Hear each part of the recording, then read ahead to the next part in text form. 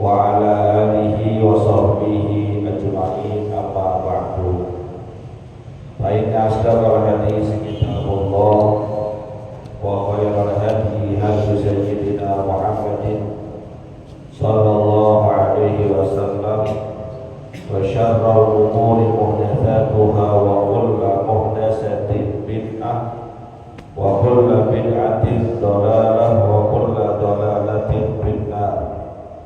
سبحانك لا علم لنا إلا ما علمتنا إنك أنت العليم الحكيم.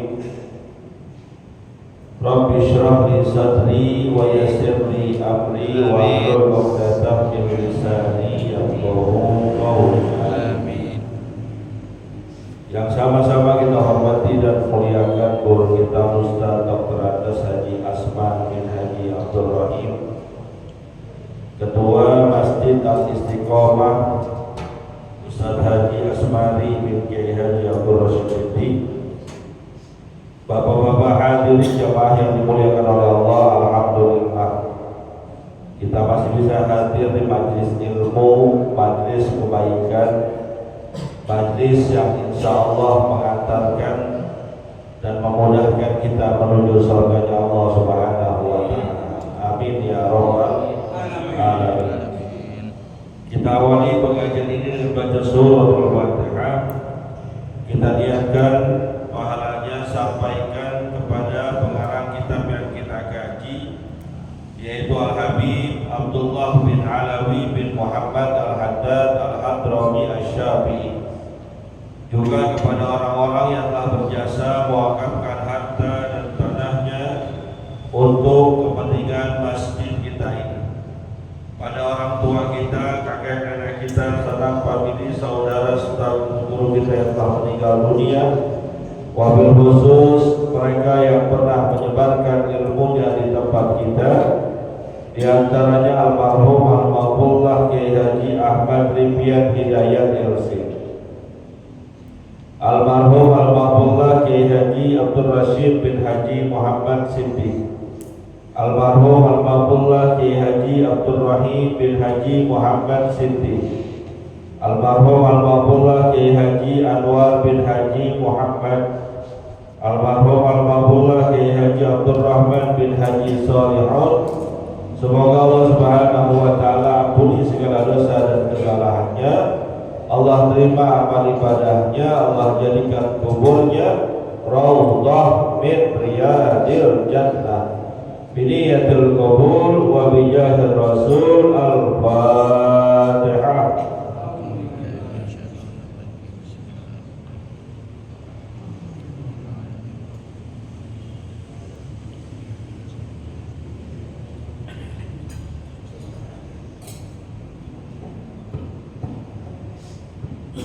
Melanjutkan bacaan kita. Bismillahirrahmanirrahim.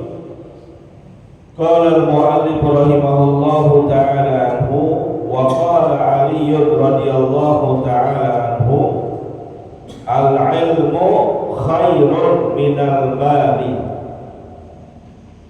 Al-ilmu yahrusuka wa anta tahrusul mala, wal ilmu yazidu bil infaqi wal malu yanqusu bihi, wal ilmu hakimun wal malu mahkumun alaihi, wallahu a'lam bissawab.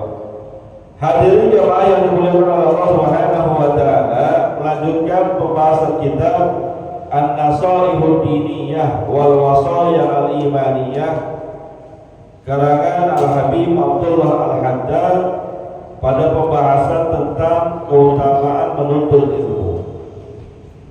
Beliau mengutip perkataan dari Sayyidina Ali bin Abi Thalib radhiyallahu ta'ala anhu yang mengatakan, al-ilmu khairun minal mali. Ilmu itu lebih utama, lebih bagus, lebih baik daripada harta kekayaan. Maka kalau disuruh milih ilmu atau milih uang, kira-kira kita milih mana? Hah? Uang. Kan kata Sayyidina Ali, ilmu lebih utama daripada uang. Ilmu lebih baik daripada harta. Kualitas ilmu lebih utama dibandingkan kekayaan. Pertanyaannya, kalau disuruh milih ilmu apa uang? Hah? Uang apa ilmu? Kalau yang namanya milih gak ada dua-duanya. Kalau yang milih semua namanya gercos. Gerakan coblos semuanya. Yang namanya milih salah satu. Ini ilmu, ini ilmu, ini duit 5 juta, milih mana? Hah? Ini ilmu, ini duit 5 juta, milih mana?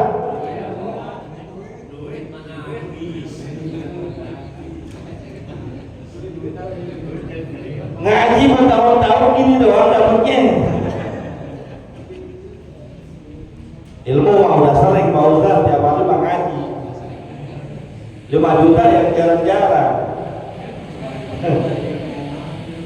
Lihat nih, bagaimana seorang Nabiullah Sulaiman alaihi salatu wassalam. Kalau tadi kita cuma disuruh milih ilmu apa uang, kita milihnya uang. Lihat Nabiullah Sulaiman alaihi salatu wassalam disuruh pilih 3: ilmu, jabatan, atau kekayaan. Kalau kita di antara 3 ini milih apa? Mau milih ilmu, milih jabatan presiden, pemimpin, atau milih jadi orang kaya? Kita pilih? Jujur aja kita pilihnya. Kalau nggak milih jadi orang kaya, milih jadi pemimpin. Jarang yang milih jadi ilmu. Tapi lihat Nabiullah Sulaiman alaihissalatu wassalam, ketika diberikan 3 pilihan antara jabatan, kekayaan, ataupun ilmu pengetahuan, maka yang dipilih oleh beliau adalah ilmu pengetahuan. Yang dengan sebab ilmu itu, akhirnya kekayaan dapat, jabatan sebagai seorang raja juga dapat. Karena kalau dia pilih kekayaan, dia pilih harta benda, duit banyak, tapi kalau nggak ada ilmunya, maka harta kekayaan itu akan menjadi fitnah. Harta kekayaan lama-lama akan habis. Bisa boleh jadi dibohongin orang pun. Bukan dia yang ngatur uang, justru dia yang akan diatur dan diperbudak oleh kekayaan. Begitu pula dengan pangkat dan jabatan. Kalau seandainya dia pilih pangkat, dia pilih jabatan sebagai seorang pemimpin misalnya, tapi tanpa didasari oleh ilmu, bisa-bisa jabatan itu hanya akan menjadi sumber fitnah. Dibohongin mulu sama anak buahnya, kelihatannya doang jadi pemimpin, cuma sekedar boneka doang. Yang ngatur adalah orang di belakangnya. Kenapa? Karena nggak ada ilmunya. Tapi ketika ilmu sudah paripurna dimiliki, maka dengan sebab ilmu tersebut, kekayaan akan datang dengan sendirinya. Pangkat dan jabatan akan datang menghampirinya. Maka tatkala Nabiullah Sulaiman alaihissalatu wassalam pilih ilmu, Jadilah dia seorang raja yang kekuasaannya Allah gambarkan wa mulkan la yanbaghi li ahadin ba'dahu. Kepemimpinan ia selepas Nabi Sulaiman gak ada yang pantas untuk terimanya. Bagaimana tidak? Yang dipimpin oleh Nabi Sulaiman bukan cuma manusia, tapi juga yang dipimpin oleh Nabi Sulaiman makhluk-makhluk astral yang tidak kelihatan, bangsa manusia dan juga bangsa jin. Bahkan lebih dari itu, hewan-hewan pun ikut tunduk taat kepada Nabi Sulaiman. Kenapa? Karena ilmunya paripurna. Selain itu, kekayaan datang dengan sendirinya. Yang saat itu tidak ada orang yang mampu melebihi kekayaan Nabi Sulaiman alaihi salatu wassalam. Makanya pilih ilmu. Jelas nih? Pilih. Saya ulang sekarang. Ini ilmu. Ini duit 5 juta. Pilih mana? Pilih? Emang dasaran kalau gitu. Udah dijelasin masih begitu juga. Duit.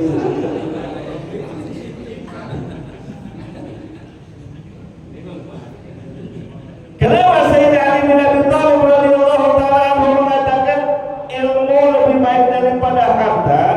Karena kata beliau minimal ada 3 alasan. Yang pertama, al-ilmu yahrusuka wa anta tahrusul mala.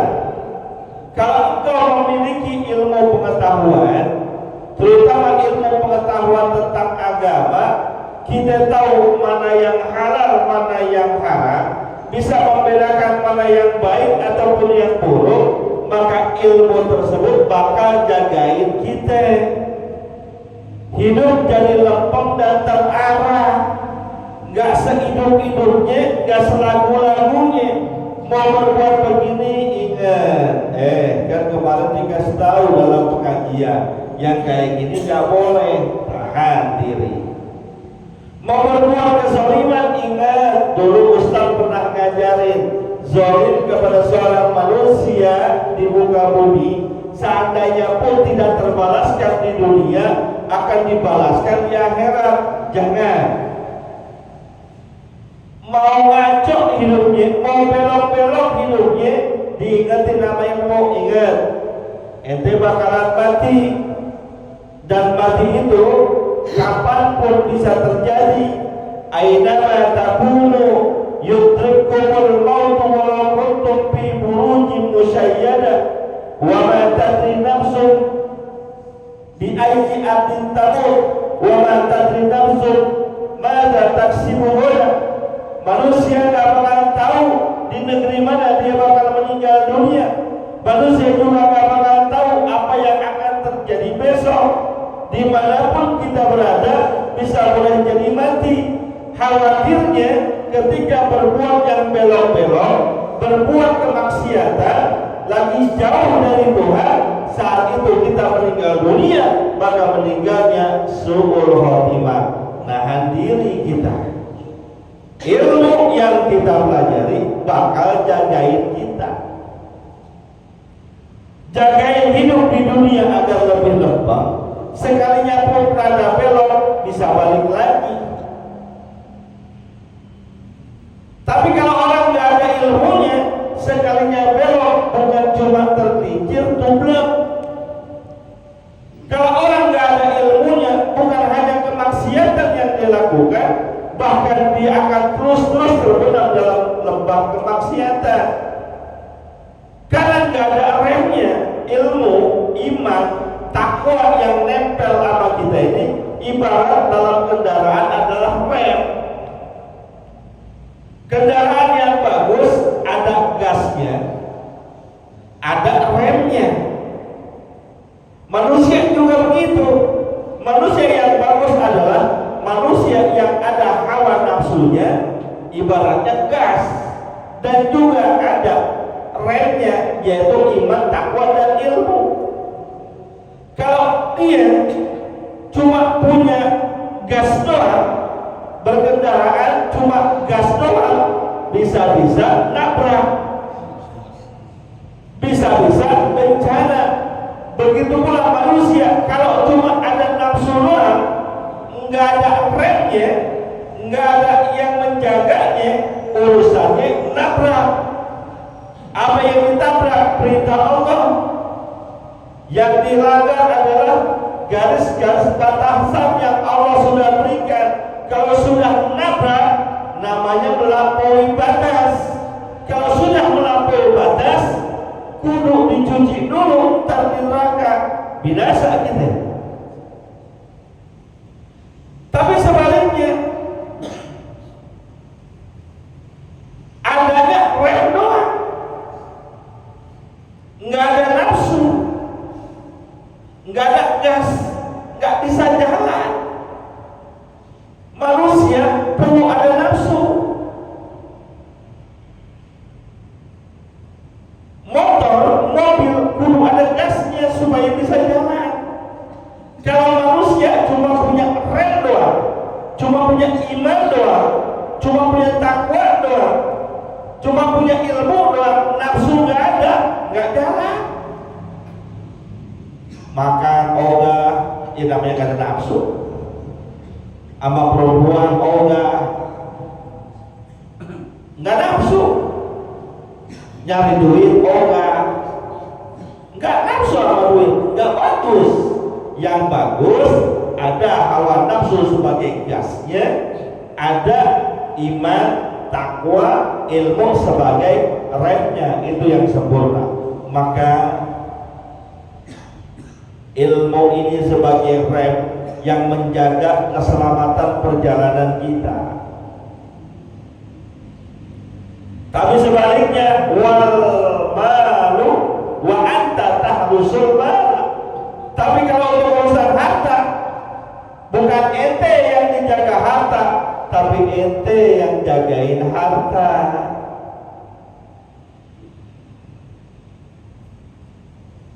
Ini malam seandainya kita tahu-tahu dapat duit 500 juta, tenang nggak di malam kira-kira? Nggak bisa tidur. Gua taruh lemari, takut dicokel bini, kan begitu ya Pak? Pak, kita kalau punya duit banyakan dikit kan was-was ya. Was-was maling dari luar atau yang ngambil dari dalam. Betul.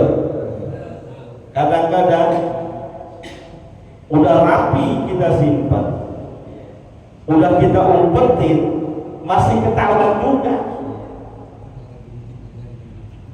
Punya duit 500 juta, saya yakin kagak bisa tidur. Ditaruh di bawah bantal, keganjel 500 juta di bawah bantal, keganjel. Semalaman kita jagain, udah ngantuk-ngantuk, toto bunyi, tuh langsung bangun. Itu jendela, maling jangan-jangan, maling jangan-jangan. Was-was. Kita usahain supaya jagain banget, makanya saking usahanya kita jagain, tuh duit kita taruh di bank. Taruh duit di bank bayar nggak? Bayar apa enggak? Bayar, ada uang administrasinya. Nggak mau taruh di bank, taruhnya di rumah. Ditaruh digeletakin gitu aja, nggak mungkin. Dia beli berangkas. Berangkas beli apa kagak? Murah apa mahal? Mahal, beli keluarin duit, kita jagain. Semakin banyak harta kita, semakin banyak kekayaan kita, semakin banyak potensi yang ada dalam lingkungan kita yang kita keluarin. Rumah kita sekarang petakan, walaupun kagak ngorak, cukup dah ada ruang tamu, ada kamar buat tidur, ada kamar mandi, aman tuh kita tidur, nyenyak ngorok lagi. Nggak pakai kita ngundang orang lain untuk jagain rumah kita. Tapi kalau rumah kita rada gedean dikit, rumah kita 500 meter, tingkat, mobil 2, kira-kira kita bisa tidur begitu aja? Belum tentu. Pasang CCTV, nggak cukup CCTV, kita bayar orang untuk jaga keamanan rumah kita. Kenapa? Was-was, rumah kita gede. Coba yang rumahnya petakan, ada yang nyawa satpam, ada? Ya kagak ada. Emang kerjanya juga satpam. Ya, semakin banyak kekayaan yang kita miliki, semakin banyak potensi yang ada dalam lingkaran kita yang kita keluarkan untuk jagain harta itu. Tapi semakin banyak ilmu yang kita miliki, maka semakin banyak warning-warning yang bakal jagain kehidupan kita agar bisa lebih baik, lebih benar. Itu yang pertama. Maka kata Sayyidina Ali, lebih baik lebih baik ilmu dibandingkan harta. Yang kedua, wal ilmu yazidu bil infaqi wal malu yanqusudi. Keutamaan ilmu diantaranya, ilmu itu kalau kita keluarin itu akan bertambah buat diri kita. Kita punya ilmu baca Quran, yang dengan ilmu baca Quran itu kita bisa ngajarin orang. Kan ngeluarin namanya itu. Ada orang nggak bisa baca Fatihah, kita ajarin Fatihah biar lancar, biar benar. Tuh orang yang kita ajarin jadi bisa, kita yang ngajarin tambah bisa. Kenapa? Karena ilmu itu kita asah lebih tajam. Ketika kita ngajarin orang, ilmu itu nggak kurang dalam otak kita. Nggak mungkin ketika saya ngajarin orang baca Fatihah, setelah orang itu bisa, saya jadi lupa. Nggak mungkin. Nggak mungkin ketika saya ngajarin ilmu tentang sholat kepada seseorang, ketika orang yang kita ajarin kurang paham, lalu saya jadi tambah nggak paham, ilmu saya jadi kurang. Enggak, justru semakin kita ajarin orang lain dengan ilmu yang kita miliki, ilmu kita semakin tambah, semakin berkah, semakin tajam. Ibarat golok jadi semakin diasah. Kalau semakin diasah semakin tajam. Makanya kata Nabi, kalau punya ilmu jangan diumpetin. Ada ancaman dari Nabi kita Muhammad SAW, man su'ila an ilmin fakatamahu uljima yaumal qiyamati bilijamin min nari. Siapa orang yang ditanya tentang permasalahan sebuah ilmu, dia tahu, dia paham, dia ngerti, ada orang nanya sama dia, lalu dia nggak ajarin, nggak dikasih paham tuh yang nanya, padahal yang nanya benar-benar pengen tahu, tapi dia nggak mau ngajarin.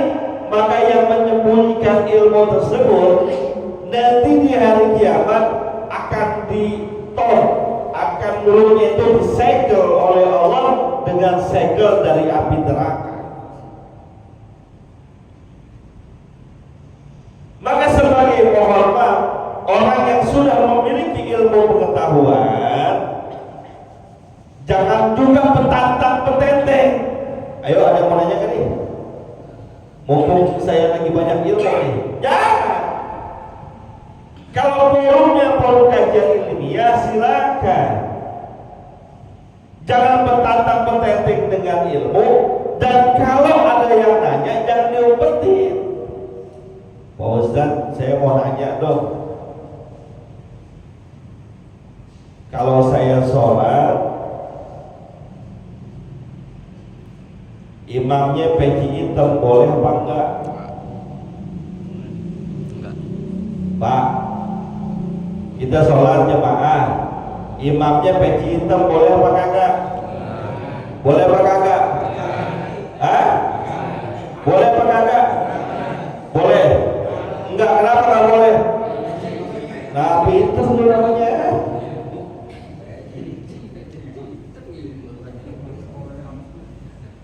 Imamnya kudu orang. Kalau imamnya peci hitam, nggak boleh. Pakai besok-besok bikin peraturan di masjid kita, peci hitam nggak boleh jadi imam.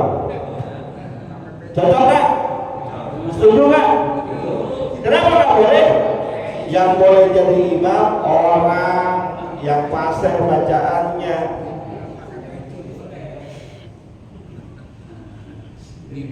Imam pakai celana boleh nggak? Pak, imam pakai celana boleh nggak? Hah? Boleh apa kagak? Ada yang bilang boleh, ada yang bilang kagak ini. Ini ngaji biar pinteran dikit. Imam pakai celana boleh nggak? Kalau dia lagi jadi imam, nggak boleh pakai celana.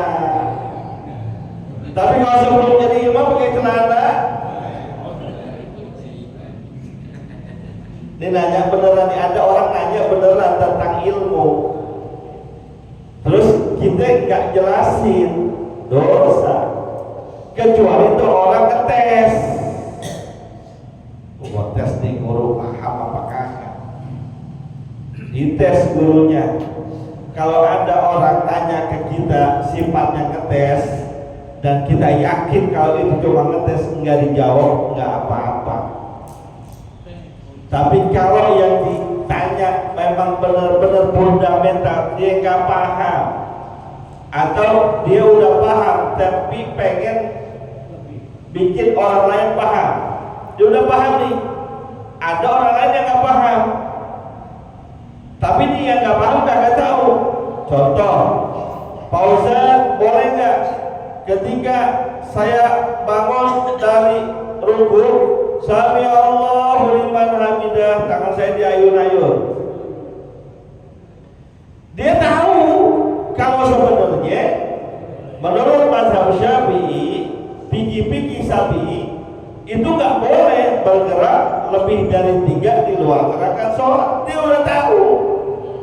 Cuma ada tetangganya, ada sahabatnya yang hadir di majlis taklim itu, kalau sholat tangannya goyang-goyang.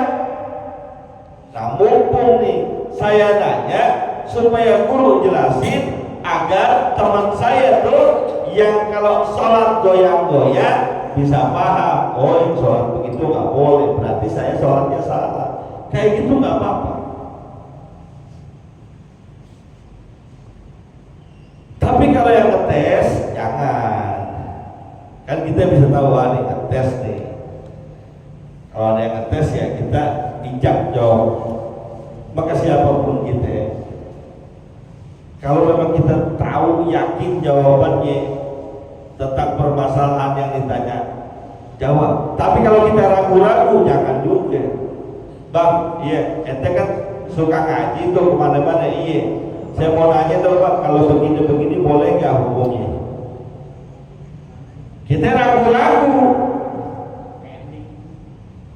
maka daripada jawaban kita salah, pending aja. Ya kalau urusan begini jangan tanya saya dah, tanya guru, tanya ustaz, biar paham, biar ngerti. Karena kadang ada di lingkungan kita yang sebenarnya nggak apa-apa, tapi dianggap nggak boleh, padahal nggak apa-apa. Banyak yang sebenarnya bukan syariat dianggap syariat, padahal cuma adat kebiasaan. Ada tuh. Kadang-kadang kita karena kurang paham adat sama syariat suka nyambung-nyambung, sehingga yang sebetulnya cuma adat kita anggap syariat. Kemarin di pengajian ibu-ibu saya sampaikan ketika bab tentang kewajiban kita orang yang hidup kepada orang yang sudah meninggal dunia cuma 4. Apa itu? Mandiin, kafanin, nyolatin, nguburin, cuma 4. Selebihnya ada ataupun kebiasaan. Contoh, Pak Ustadz ada orang meninggal dikuburin, masa lagi talqinin Pak Ustadz? Ntar bagaimana itu di dalam kuburnya? Talqin nggak wajib, boleh ada, boleh enggak. Bahkan ada sebagian ulama nggak bolehin talqin. Jadi kita paham nih, mana yang benar wajibnya mutlak, mana yang sekedar boleh ada, boleh kagak. Jadi kalau ada di antara kita yang nguburin nggak pakai ditalkinin, biarin aja. Kenapa? Talkinin kagak wajib. Pak Ustadz, masa tadi saya nguburin nggak pakai diajarin, Pak Ustadz, bagaimana tuh? Ngazanin saat pemakaman bukan kewajiban. Bahkan ada sebagian ulama yang bilang nggak perlu diazanin. Jadi kalau ada proses pemakaman nggak pakai diazanin, nggak apa-apa, boleh. Pak Ustadz, masa tadi saya nguburin jenazahnya celentang Pak Ustadz? Kan biasanya ngadep kiblat. Kalau jenazah celentang gimana?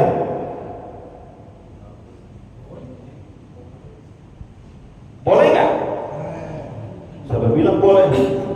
Kan boleh. Kalau jenazah yang kita makamin, kita tahu ternyata celentang dan waktunya masih baru kali,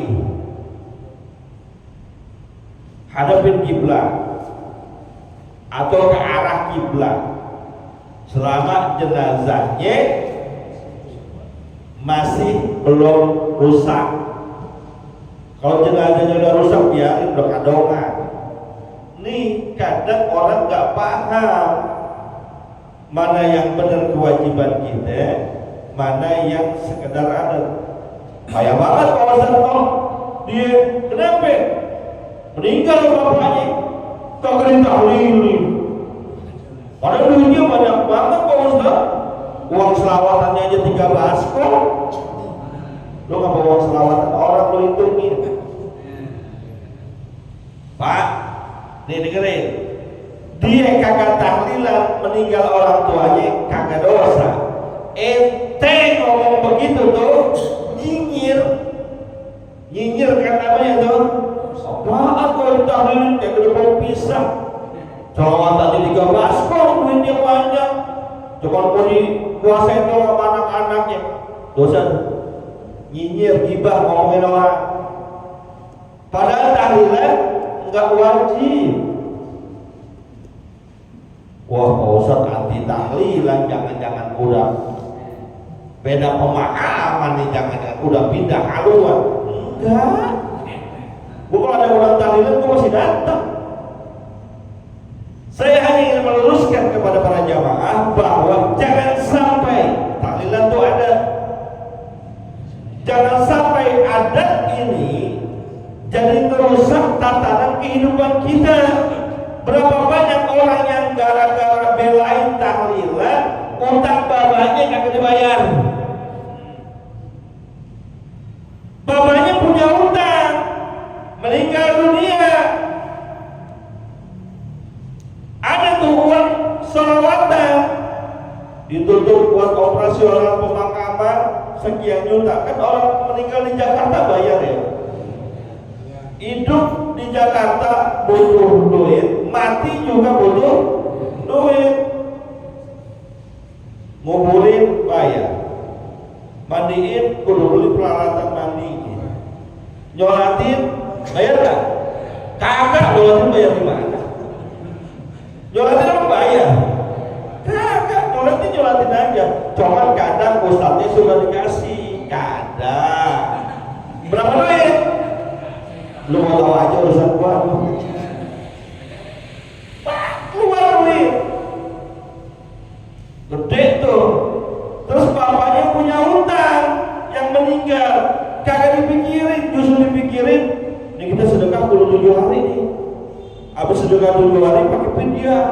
Habis sedekah 7 hari 15 hari, lanjut 40 hari bikinin yasin, 100 hari terhaul. Dipikirin sampai situ, hutang bapaknya enggak dipikirin. Salah. Atau wah duit kagak ada nih, kita pinjam dulu dah sama saudara. Buat apa? Buat bikin sedekahan 7 hari orang tua kita. Salah. Jangan belain tahlilan ente berutang pinjam. Salah. Terus gak usah tahlilan, gak usah. Ya tahlilan setuluan dulu aja sekeluarga. Emang apa?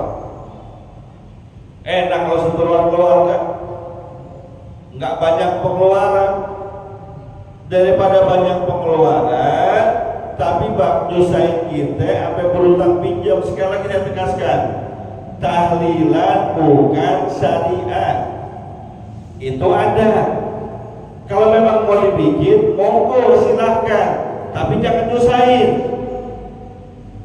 Kita diundang Pak Ustaz, datang namanya diundang. Kalau lu mau kantong plastik di rumah, ya biasanya kan makanan tahlilan suka banyak, iya. Tuan rumah suka kelupaan nyediain kantong plastik, bawa kantong plastik dari rumah, nggak apa-apa.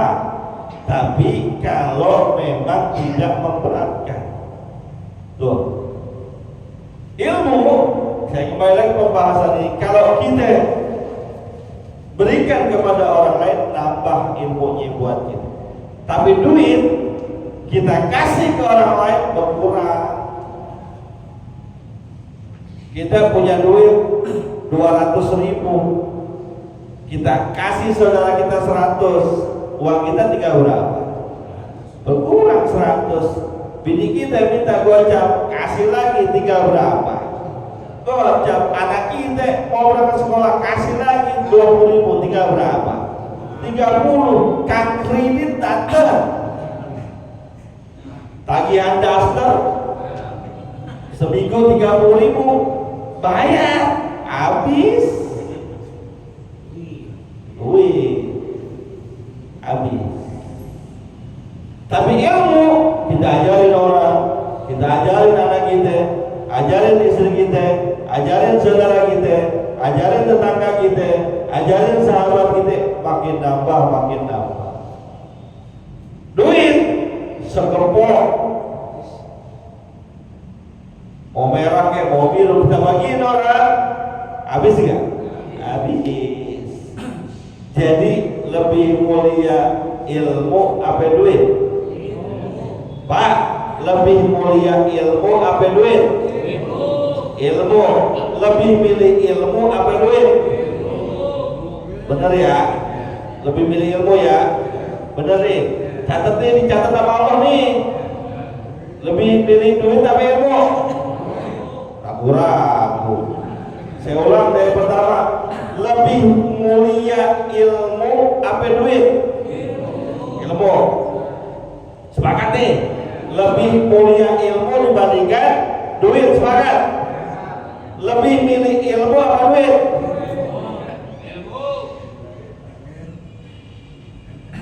Ilmu, Pak. Ilmu buat nyari duit.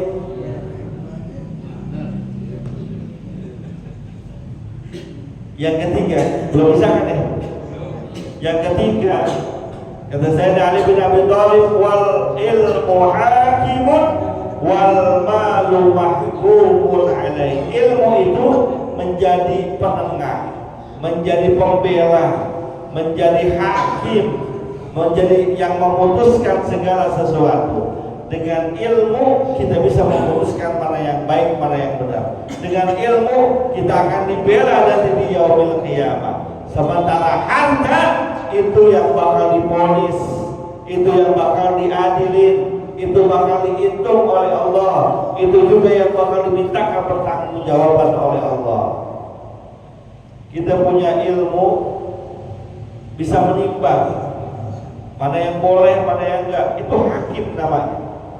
Kita punya ilmu bisa memilih mana yang baik, mana yang benar, mana yang baik, mana yang buruk, mana yang salah, mana yang benar, itu hakim namanya.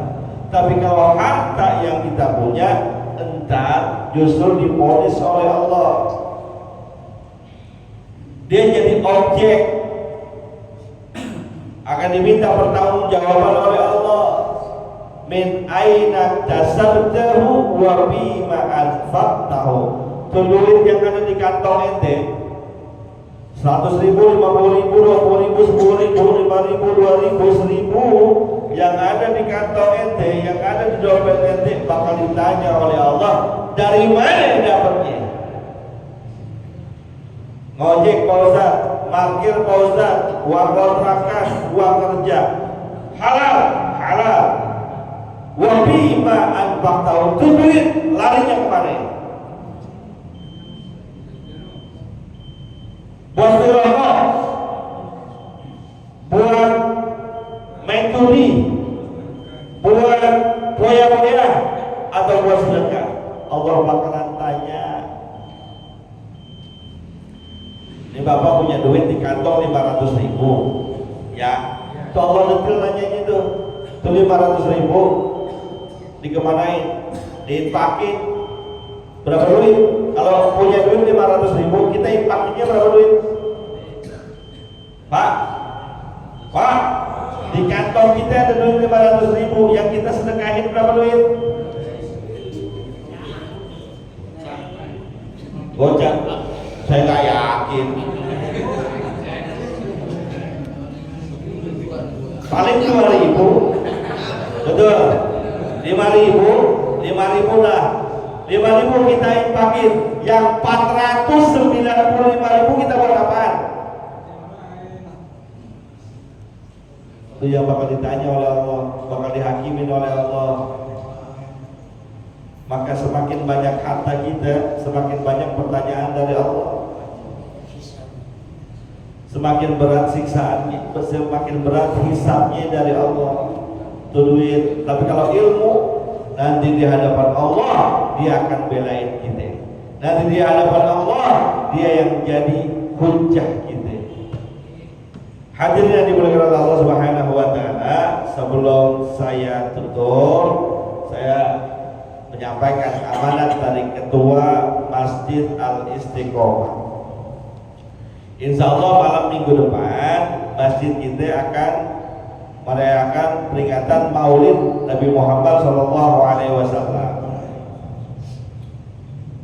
Mulai start dari habis maghrib, ya selesai jam berapa saya juga nggak tahu. Harapan saya kita bisa hadir semuanya dari habis maghrib, boleh habis isya juga nggak apa-apa. Oleh karena itu saya mengucapkan terima kasih kepada para jamaah, teman-teman sahabat yang sudah ikut berpartisipasi nyumbang sedekah, yang lewat RT, kan ada yang nyumbang lewat RT ya, terima kasih. Yang langsung ke panitianya nitip ke Pak Haji Sahroni selaku ketua panitia, alhamdulillah, makasih. Yang nitip ke Bang Jailani selaku bendahara, saya ucapin alhamdulillah, terima kasih. Yang nitip ke ketua masjid, saya ucapin terima kasih. Yang udah pada nyumbang, saya ucapin terima kasih. Semoga Allah berikan tambah berkah harta kita. Yang belum, nanti dia nih. Yang belum, jangan sampai ketinggalan. Kan tadi udah saya bilang itu, duit kita yang banyak bakal ditanya Allah. Duit ada di kantong 1 juta, kita cuma buat makan-makan doang, bakal ditanya sama Allah. Yang enak nih jawabnya nih. Ente punya duit 1 juta dibuat apa? 1 juta-1 buat panitia Maulid, ya Allah, tuh enak. Oh Maulid, ya udah beres urusan. Ada nggak yang begitu? Saya tungguin kalau ada yang begitu sekarang. Nggak usah 1 juta dah, kebanyakan duitnya cuma 1 juta, kasih 1 juta. besok makan apa? 500.000 dah, 500.000. Ditanya sama Allah, ente duit 1 juta buat apaan? 500.000 buat panitia maulid ya Allah, 500-nya lagi buat anak bini saya. Beres gak urusannya? Beres. Adakah kita gitu begitu kira-kira? Belum. Levelnya turun lagi, duit 1 juta. Kalau 500.000 kebanyakan, 300 dan 300. Ntar ditanya sama Allah, hei hambaku, punya duit 1 juta, ente buat apaan? 300.000 buat panitia maulid ya Allah. Terus 500.000 buat bini saya. Terus 200.000 buat anak sekolahan. Beres gak tuh? Beres gak? Adakah yang 300? Belum juga.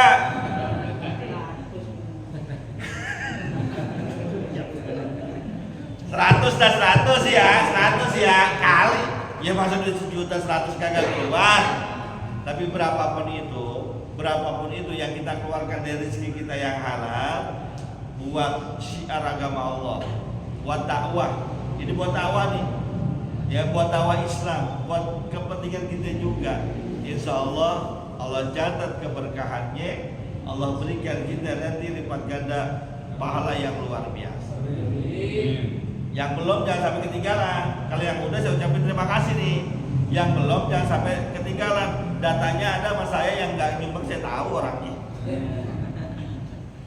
Ada ketua masjid, ada datanya ada. Enggak sampai segitunya. Cuma saya ngajak, ayo kita partisipasi bersama-sama. Berapapun yang sanggup, 100.000 silahkan, 50.000 silahkan, 20.000 monggo, 10.000 silahkan. Mau ngasih langsung ke Haji Asmari ketua masjid gak apa-apa. Nitip ke Haji Sahroni ketua panitianya gak apa-apa. Nitip ke Bang Jel, malu cuma 10.000 nitip ke Bang Jel, gak apa-apa. Yang 5.000 monggo diterima juga. Pak Ustadz duit saya lagi gak ada banget, doa boleh gak? Boleh. Ntar giliran pelaksanaan maulidnya berkatnya gue isi tulisan doa. Nyumbangnya doa-doa? Ya nggak segitunya. Panitia butuh dana, butuh tenaga, juga butuh doa. Yang nggak bisa pakai harta, nggak bisa pakai tenaga, doain supaya acaranya sukses. Malam minggu depan ya, insya Allah jangan sampai ketinggalan. Penceramah atau ulama dari luar yang kita undang ada 2, Kiai Haji Imam Syahroni dari Tangerang, Boris kalau nggak salah ya, Cipondo. Yang kedua Kiai Haji Fahrudin Syafi'i Hazami, anak dari Muallim Syafi'i Hazami yang tinggal di Cempaka Putih. Mudah-mudahan Allah beri kelancaran. Mudah-mudahan yang hadir atau yang nggak hadir, yang nyumbang maupun yang nggak nyumbang, Allah berikan banyak kebaikan. Al-Fatihah.